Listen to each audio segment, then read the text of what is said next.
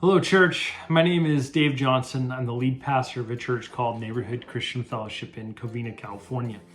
A number of years ago, I had what I would call a paradigm shattering experience. And that was, I saw the world one way, and then I walked through an airport with my friend Troy. Troy and I walked through this airport, and after we got out of security, we were well past security, he was stopped and frisked. Troy's a black pastor in Oakland, California, and what's most upsetting, I think, about this experience is that he told me that this is just something that happens on a normal basis. This is just something that happened to him, and he's kind of gotten used to it. That was really upsetting to me because that has never happened to me. So as I experienced this through his shoes, I wanted to do something in our current climate right now in our country to help you get some much needed context on what was happening. What is a black pastor's perspective on what is happening in the world right now?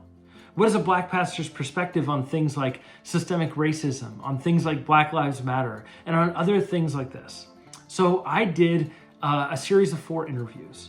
And these interviews are for you, the church, to give us all context on the way that African Americans are treated in this country and to help us understand how to move forward. This is not a series of videos designed for a political purpose. I really honestly couldn't care less about that. So if you're here for a political debate, that is just not at all what the intention of these videos are for. They're for learning, for listening, for walking a mile in the shoes of somebody else, and for helping the church to really be the church. So church, I want to just invite you to listen and learn in this time. Because I think as we listen and learn, we can move towards that calling of the church to be united in the love of Jesus Christ together. Thank you for watching these videos. All right, well, welcome. I'm super excited to introduce to you my friend Troy Logan. Troy and I have known each other for many years within the Wesleyan Church, and he has been something of a mentor to me over years, somebody I could check in with and understand race relations a whole lot better just by talking with him. I think you're going to be blessed by this conversation. I know that I have been. So Troy, good to have you, man. Thank you. Introduce yourself. Tell us a little bit about your ministry, a little bit about what you do for work, about your family, all that. Sure. Thanks again for having me, and really excited about this opportunity to talk about, just have a good general conversation about what's going on in the country. Again, I'm Troy Logan. I am a twin. I have a twin brother. My wife is a twin. Oh, wow. So that's always fun to talk about. Wait, are you both married to the other twin? No, Okay. no. Everybody always asks that. No. But it would be fun if that happened. Yeah, that'd be crazy. Yeah, so I work in the telecommunications industry. Anything that deals with phone and internet for corporation and businesses. I'm on the sales and account management side. I do have a hobby. I think we talked about it earlier. Being an audiophile, I like tube amps, and I have a nice analog record player, and I collect vintage vinyl and a lot of classical, a lot of jazz, uh, but more class. My classical collection is probably in the thousands. Oh, So wow. and that's what I do. As far as ministry, I coach around 6 pastors. We talk about evangelism, assimilation, really trying to encourage pastors in the small church arena, what today would be called micro churches. 40 years ago, that they would have been called the church. You know. And so their membership range from 10 to 40 members, and so that's my ministry. That's what I do. I do it as a volunteer. So that's my life at the moment. Awesome. Awesome.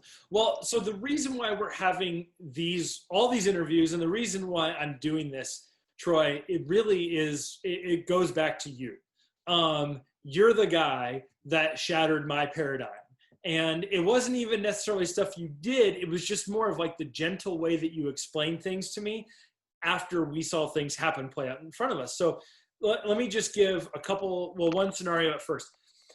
You and I were at some sort of evangelism thing. I don't even remember what it was now. It was 2013, 2014, back in Indianapolis, and Fisher's at the headquarters. And at the very end of that conference, we went to like a prayer service. It was part of the conference, and they had Joanne Lyon, who was our general superintendent at the time, was giving communion, and she talked about, I think you have to correct my memory, she talked about something like communion is about forgiveness. And so if you have anything against somebody, go talk to them and all that before you ever take communion, ask for forgiveness. It was something, does that ring true to you? Yeah. Yeah. When Okay. we were kneeling at communion, Mhm. I'll jog your memory. Sure. Somebody came up and said, "Thank you for coming to our church today. It's so brave of you to be here." Do you remember that? You know what? Not only do I remember it, I guess it might be shock to you, but I hear stuff like that all the time. Well, and let's break down for a second for people. Yeah. Why some people might go, "Oh, that just sounds welcoming. Like they're just being polite, Yeah. right? Like Yeah. they're Yeah. welcoming you." Like Yeah. it irked me. Like I heard it and I was like, "What?" You know? Yeah. And you were so gracious and so nice about it. But let's break down for a second, like what hurts about that phrase. Well, let me tell you, it used to hurt Mm-hmm. to hear something like that. But I hear it so much that I just accept it, and that's unfortunate. In some small way, and there's no evil intentions when people say this, but in some small way, they let me know that I'm other. You know, Yeah. they let me know that you're not the normal person Mm-hmm. that's here. You're different, and because you're different, you're obviously really brave, to Yeah. come and hang out and to be with us. But I've been to so many meetings, and have so many friends of different persuasions. Sometimes I forget that I'm the only different one there because I'm made to feel welcome. Right. But then somebody reminds me. Yeah. Somebody reminds you. Somebody will remind me how different I am. And Yeah. so I do remember that, and it's unfortunate, but again, unfortunately, it happens so often Well, that and you like almost to get give used to it. them the benefit of the doubt, like you gave me that day, you're like, look, these people are genuinely trying to be nice. They Yeah. really are, and they mean the best. But what they're accidentally doing is saying, you stick out like a sore thumb, and we notice. Right. I mean, right? Yeah. That's it. And I think in their attempt to be welcoming, in some way, it can put off. Oh yeah. Hey, you're different, and you look different, and I just want you to know that we all know that you're different. That was, you and I actually got in the car from there and went to the airport. And so there's more to this story, because it wasn't just that little experience, and other people kept coming up to you, and it was sort of like, I was like, are you famous? Like what's happening? Like, people kept coming up to you and wanting to talk to you, and it was really just a lot of that. Well, it's so nice for you to be here at our church today. Like the word "our" just stuck out like a sore thumb. Yeah, yeah. And then we got in the car, and I was like, I want to ride with Troy. So we get in the car, and I'm like, dude, break down for me what just happened. And you did. You told me how polite they were, and that people just genuinely don't realize what they're saying. And then we went to the airport. We went through Indianapolis, no problem. We went through the Denver International Airport, and the strangest thing happened. And I've told this story preaching like 1,000 times now.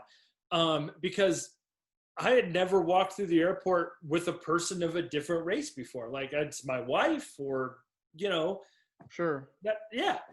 So you and I walked through the airport together, and it was like, I was just noticing like people treated you, people looked at you different, people treated you different, and you just sort of kept your head down and kept going. But it was like the Yeah. most unfair thing I've ever seen. And I'm like, dude, what? Like, I'm all offended. I'm all, what are you looking at? You know, like, what are you looking at that guy for? You know? And then we got stopped, and I won't say we, you got stopped and searched. And I asked you if you remember that, and you told me it happened so much. Oh, my camera's freezing up. Hold on. Yo. Okay.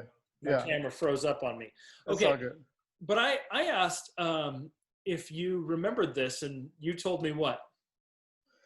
That this happens so often that it becomes part of my normal psyche. I travel a lot in sales and telecommunications, so I've been all over the country. I used to be shocked at treatment, or if I'm standing in line and I'm my placement is I'm B12, and somebody who's next to me is going to let me know that don't you dare step in front of don't you dare Yeah. step in front of me, I'm B11.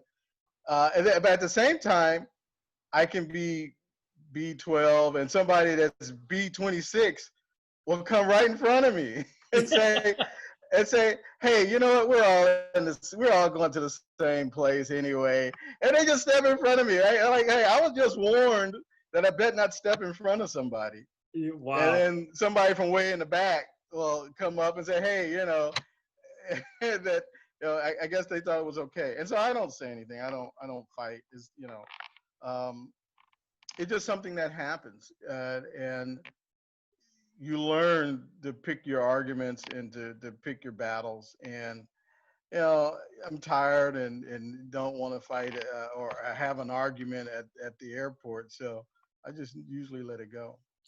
Yeah, and I mean, I know you did because they just asked to see your stuff, your boarding pass, and your Yeah. you know, Yeah. empty your pockets or something like that. And I'm like, Yeah. I'm what is going on? And then from there, like it gets worse. Like we went and sat down, and I just noticed, and no one said anything. And obviously, like no one was like said any racial slurs or anything like that. But you and I sit down, we're talking about, everything that's happened in the day.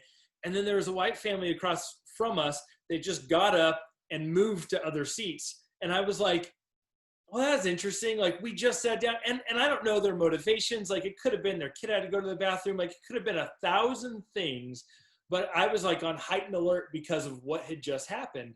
And I was like, dude, you're just experiencing a very different life than I experience. You know what I mean?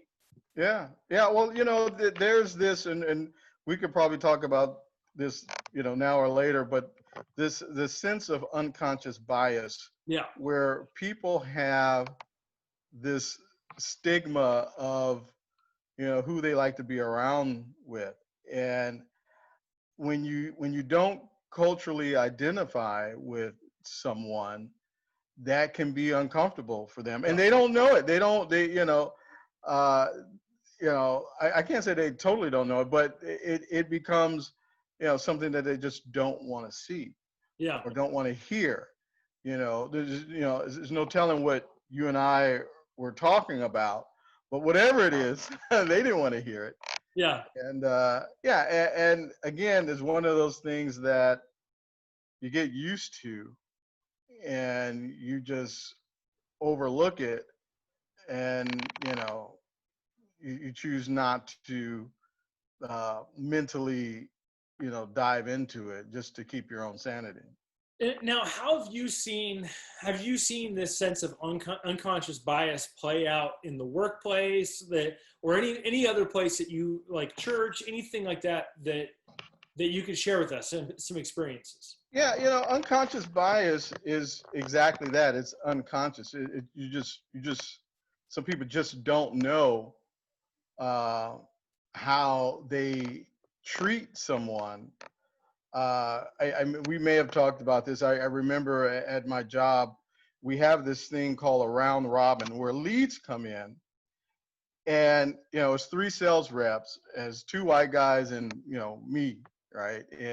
And so the sales manager has to give a lead to one person, and then the next lead he has to give it to the next person, and the next lead he has to give it to me, right? And so every time it was my turn to get the lead, I would get skipped, and it would go to the number one, the person that was number one, and then the number 2, and then I'm number 3. And so it just, for weeks, it just kept, I kept getting left out, right? And so finally I confronted the manager and said, hey, when we do round robins, I don't get the lead. And he said, sure you do. I said, no. And I pointed out, here's the names, here's who went there. And then finally I said, hey, you're giving the leads to the white guys. Just had to point out the unconscious bias. Right. And believe it or not, his mouth dropped. He was shocked. He was shocked. And in his mind, I mean, he said, okay, well, we'll fix it. But it was so unconscious to him. He had no idea, or that's what he said. And so the biggest unconscious bias for me lately, because I like going out to eat and going out to restaurants, and hearing, I go to a pizza joint and hear welcome, hello, good to see you, to the people that are in front of me. And then I walk in, I don't hear anything. And then the person behind me gets a, hey, hello. And I'm like, wait a minute, you just said hello to the 2 guests in front of me. Mm-hmm. And I came in, you didn't say anything. Well, and then there's a guest behind me you're saying hello to. I'm getting a sense that I'm not as welcome. And I don't, you don't fuss about it, right? You're like, hey, you better say hi to me. It's just something that you just accept, unfortunately. Yeah, I was talking about this with another pastor who's an interview that we're going to play after yours. And he talks about in a predominantly white neighborhood, and he's walking up to a grocery store, he hears the door locks, going down. Yeah, and he sees that, or people rolling up their windows, and it could be that they're locking the doors because they're going to leave, or something like that. He says, but you just hear it so often that it just becomes this sort of like it's just this obvious unconscious bias that people have against a person that is Black. Yeah, I go through the same thing when I'm walking through a parking lot or getting into an elevator, and there's a woman there who's white, and she makes sure that she puts her purse on the other side of her to make sure I don't grab it. Right. And I have this joke inside of my mind that, I am more likely to put something in that purse than to take something out. So, but you want to do that? Well, just put $100 in there or something. Just to mess with her. Right. Just say, excuse me, let me put this over here. I put that. Oh, excuse me, you dropped this. Right, but it's something that I don't know how unconscious that is, but in their mind, I am a threat. Now, keep in mind, I'm wearing slacks and hard shoes and button-up shirt. I look like I'm going to do business. Yeah, you're a business. But that doesn't that doesn't change anything. If I can entertain you, I remember going for a job interview, and I have 2 recruiters for the same organization on the phone. And one guy is saying, okay, make sure you got your suit on, make sure you got your tie, and Yeah, yep, I got my, I got my suit, it's pressed, and you got your tie. And the other guy says, okay, make sure you have, 2 copies of your resume. Hand him a copy, and then you keep a copy, and you guys go over your history. And when we go through that experience, and then I go to the actual job interview, and I walk through the door and shake hands, and the guy looks me in the face and go, you know what, we're not hiring. And so, yeah, and in my mind, I was like, I just spent an hour driving, but more than that, I spent an hour on the phone with 2 recruiters, beat me up, making sure I'm doing everything right, and I didn't get 30 seconds. I didn't get a Yeah, chance. you got shut down at the door. I got shut down, told me I wasn't hired. But he did say there's a young lady that he was looking for that used to work for him, and if she walked through the door, he would hire her immediately. And Oh, so, yeah, well, that's reassuring to you, I guess. Look, right. we're not hiring for you, but if somebody else walked in the Somebody door, else we'd came hire through the them in a door. second. Right. And I would hire her immediately. And so I guess that's his way of saying, whoever you are, you're not getting hired. And Wow. so I don't know if that's unconscious bias. I think that's pretty conscious, if you ask me. Well, but the reality is you experience this stuff, and it's a day in and a day out thing. And the reason why it was so powerful for me, and like I said to you before, it's a paradigm shattering moment for me to walk through an airport with you and realize there's extra hoops, there's extra people to go through, there's just extra stuff to do. Like, Yeah. and not only that it's just extra, but that it's like really offensive. Like really offensive, to just be like, well, you're probably a criminal because you're black. Yeah. And I think unconscious bias leads us to the criminalization of black bodies. Absolutely.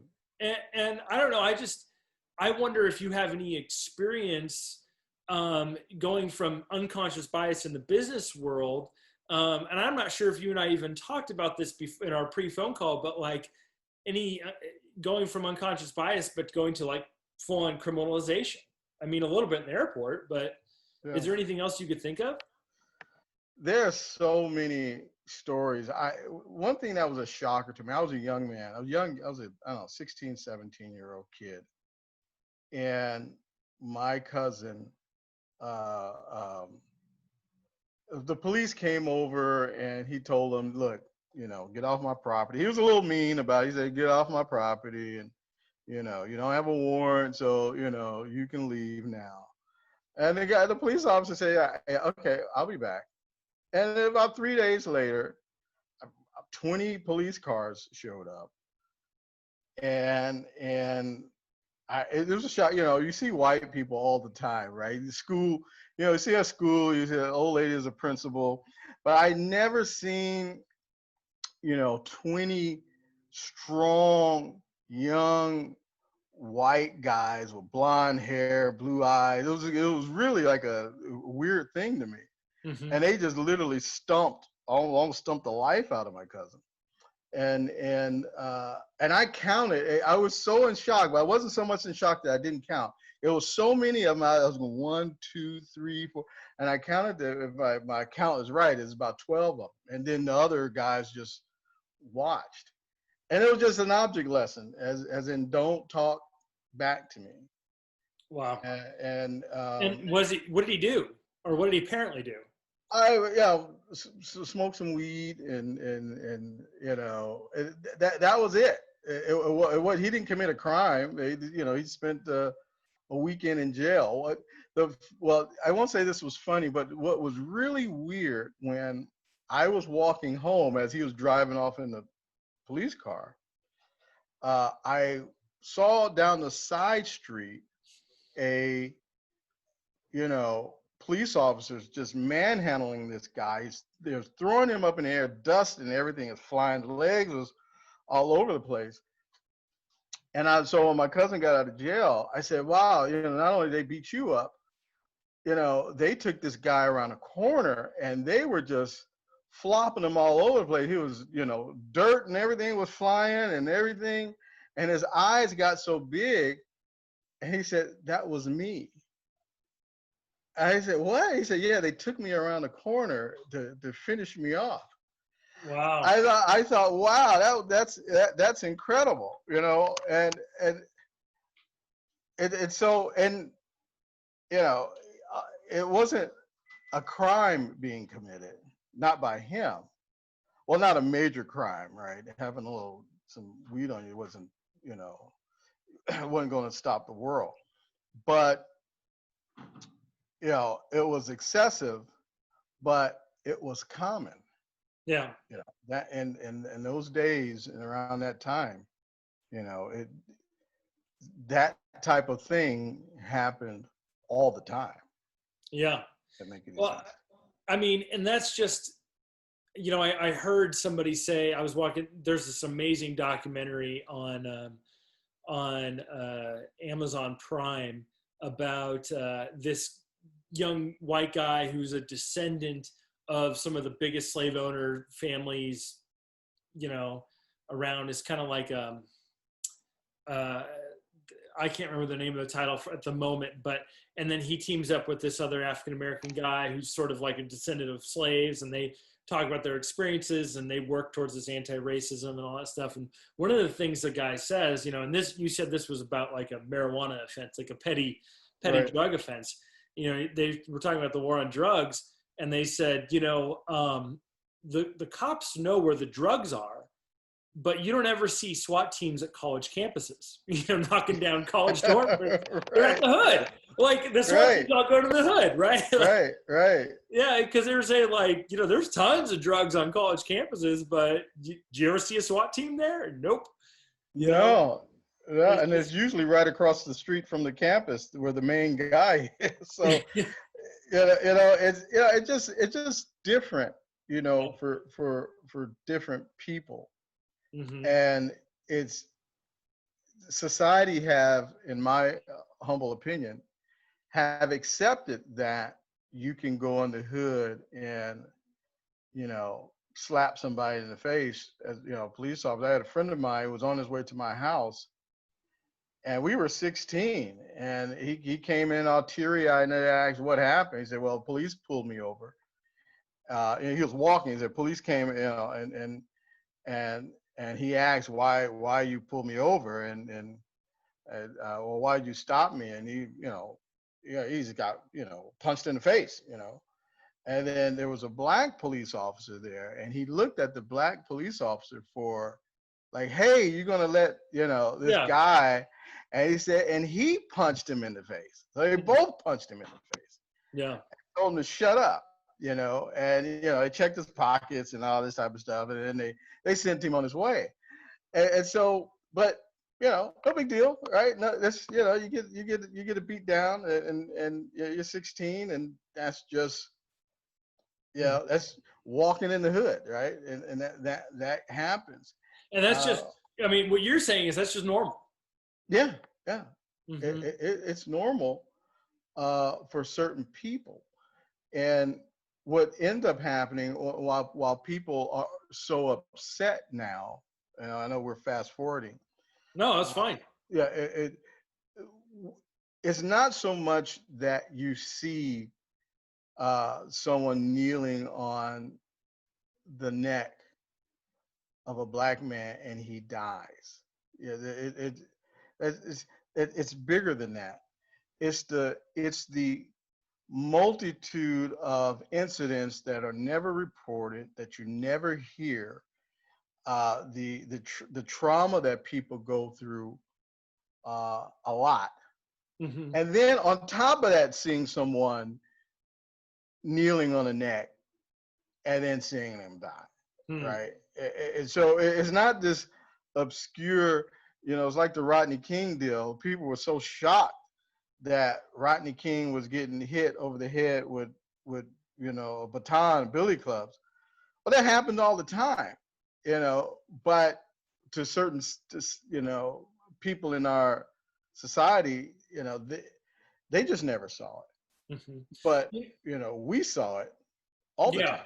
Yeah. Well, one of the things I was trying to, I've got, obviously this is an issue of debate, right now, right? Absolutely. Like the race relations, people are like, there's no systemic racism, there's no prejudice, those cops weren't even racist. Like people are actually saying this kind of stuff. I like how you're laughing. But one of the things that I've tried to help people understand, and it's through talking, like learning from you, learning from some of the other African American pastors that I'm having on these Zoom calls, is that what happened with George Floyd rips open a gaping, horrific wound in the Black community that the white community just doesn't have. Right. And at least this is the way I've been explaining it. And I want to Sure. just sort of give you my metaphor and tell Sure. me what you think of this. Like, Sure. because I want to know if I'm doing okay explaining this to people. Essentially, it's like you rip open a giant chest cavity wound by seeing that, because of all the instances of getting beat up and no one saw it, or, you know, getting taken around back and getting your butt kicked, or, you know, getting pulled over on some trumped up broken taillight, and then all of a sudden, you know, they apparently, you know, find stuff where you fit the description of, Right. you know, Right. a criminal or something like that. All that stuff all piles up to when George Floyd dies and everybody sees it, the Black community just gets a giant gaping chest wound. And it's a reopened wound. Like the wound used to be there, and it's like someone just cut off the stitches and ripped it open. And the white and that's Black pain. But the white community is like, what? I don't get it. Why are they all, you know, what are they all protesting for? I don't get this. Right. Yeah, Right. I mean, does that ring true to you? Yeah, it does. I think the part about ripping the pain and ripping the chest open. So just imagine ripping the chest open and then closing it, and then ripping it Yeah. again, and then closing it, and then ripping it again. It happens so many times that it gets numb at some point.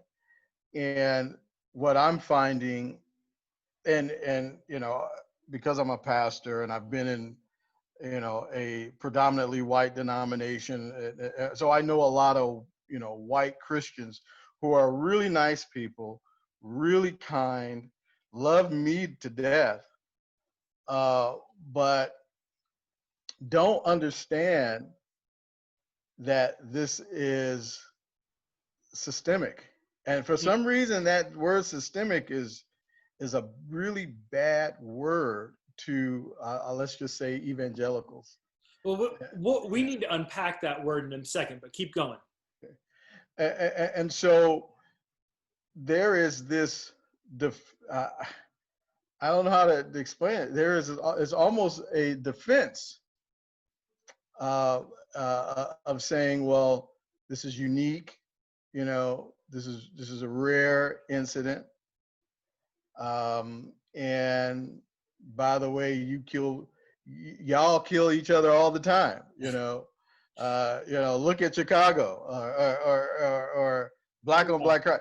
Anything to get to, you know, we don't want to really deal with this issue, you know. Well, let's talk about black on black violence, and then let's jump over to systemic racism, because you just dropped two huge bombs we need to unpack for a second, because that is a huge thing. Like you hear all the time, yeah, just look at Chicago. I mean, everybody points to Chicago as if black people hate each other in Chicago, and this is the only crime that happens in Chicago. And not only that, somewhere subtly in that argument is police brutality is justified. Right. I mean, right. So what do you say when people say to you, well, I mean, why is there so much black on black violence? What do you tell people? Well, you know, there is high crime in inner city, you know, black neighborhoods, right? And there's no denying that. But black on black crime is to me is a myth, because most people who are murder victims are murdered by people of their same race. So if there's a Latino man, you know, unfortunately, who been the victim of a violent crime, it's probably perpetrated or committed by another Latino, you know, or a white woman come up missing, it's probably her white husband. I mean, it's most people who are victims of violent crime, the perpetrators of those crimes are normally the same race. But to say black on black crime is basically saying that black people are uniquely evil. Hmm. Like not only is, do black people commit murder, like every race has murder victims, but black people are so evil, so uniquely evil, that there's a term for black on black crime. And it's unfortunate because it feeds a stigma about black people that black folks are, inherently evil in a particular way. And keep in mind that black people complain about black people being murdered all the time. There are protests in black neighborhoods of stop the violence. There was a stop the violence movement in the 80s and the 90s. A whole bunch of rappers got together and but quit rapping about killing people. right. And so not only are we have to deal with racism and on the job or walking in a restaurant. Now we're painted as this people who are just inherently and uniquely evil. And therefore you really don't have to have empathy for them, because they're criminals, they do bad things. Wow. And they're you just in other words, they had it coming. Wow. Yeah. Dude, yeah, you're just blowing my mind again, because they're uniquely evil. You said they're inherently evil. What just popped up in my mind is sermons from, if you go back and look at Confederate sermons from Confederate preachers, not necessarily from the Confederacy, but from the South or other preachers, talking about the natural law that God has set up to put black people under white people because they're naturally savage. And that's a slavery term, is that, slavery was actually kind because you're taming the savages, right? And this pastor's talked about this. So it's almost like just the same stuff packaged differently, just called black on black violence. I mean, right. Well, that's what I'm putting together. No, so you have to uplift yourself. You have to paint someone else as the lower class. Yeah. And if you can paint them as being subhuman, then you don't have to care. Right. So that's therefore in certain neighborhoods in the 30s and the 40s and whatever, when industry came to cities, they built out homes for the white population. And the black community, they built up projects, small apartments, high rises, low rent, and made sure that they didn't get those jobs. And so when poverty hits, and then you have people competing in the midst of poverty, and that brings about violence and violence and competing for drugs and things of that nature, because of and a lot of people will disagree with this, but when there's no opportunities, you create your opportunity. And whether legal or illegal, you do whatever it takes to win in life. And even if it means doing something illegal and wrong, poverty have cousins, and, those cousins are murder and victims of violent crime, prostitutions, drugs, Poverty brings all of its cousins and all of those elements, and that's what you have. Well, and then you'll have people that say, poverty isn't racialized, but something that you brought up, and I think it's a really, really important point for black on black violence and white on white violence, is the housing segregation, right? It's like they've kept black folks, historically, we know this, like you could point to all sorts of different facts on this, is that Sure. white people or black people could go to college, but it was almost like a cruel joke, because what are you going to do with the degree? At least this is what, after the World War II, the GI Bill, they were like, thanks for sending us to college for nothing. What are we going to do with these degrees? Right. But it kept populations separate. And so when you have an entirely black community, where's the violence going to go to? So like, do we talk about Chinese on Chinese violence in China? Right? You know what I mean? Like, right. So in for instance, if you go to a Chinatown, Oakland, San Francisco, whatever, the victims of crime there are Chinese, and it's perpetrated by, the local gangs, triads, and a whole bunch of other names I don't know. But you don't paint the whole community as being uniquely evil. Right. Well, and under the same black on black violence that we should have, or that we've talked about in the media, sure.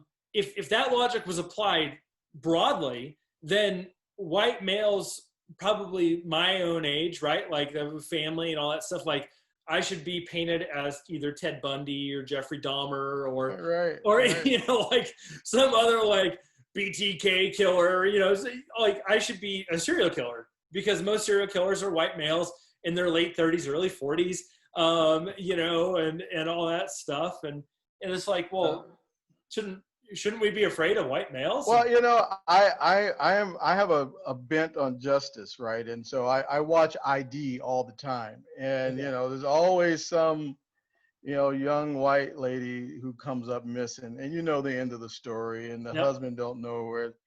And after a couple of years of watching it, I'm thinking, it's the white women. Well, it's an epidemic. White women coming up missing all the time. And if a white couple is getting a divorce, the young lady might, she might come up missing. And so, but if I would read into that, from a certain prejudice, then I can say, white guys are uniquely evil. And they're dangerous. And have a bent of, if they get a divorce, the wife is going to come up missing. And so, but we don't think like that. We don't. We do don't. in the black community. We do it in the black community, but we don't nowhere do else. it. So the logic only exists if your skin color is a certain way. Yeah. Now,